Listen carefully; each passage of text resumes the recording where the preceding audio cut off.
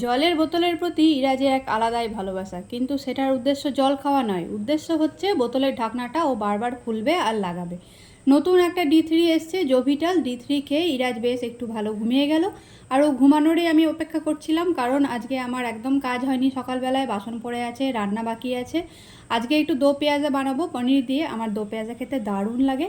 তো মশলাটা অর্ধেক করা ছিল, ভালো করে কষিয়ে নিয়ে একটুখানি কাসুরি মেথি দিয়ে দিলাম। রান্না টান্না করে যখন আসছি তখন দেখছি ইরাজের এখনও ঘুম ভাঙেনি, তাই জোর করেই একটু ঘুমটা ভাঙাতে হলো। ঘুম ভাঙাতে ভীষণই খারাপ লাগছিল, কিন্তু অনেক বেলা হয়ে গেছে, সেই জন্য ঘুমটা ভাঙাতেই হলো। তারপর ঘুম থেকে উঠে ইরাজ একটু জল খেয়ে নিল। আর আমি এইদিকে ইরাজের স্নানের জন্য জলটা রেডি করে দিয়েছি, গরম ঠান্ডা মিশিয়ে জল। আর এখানে ইরাজ তেল মেখে একদম রেডি।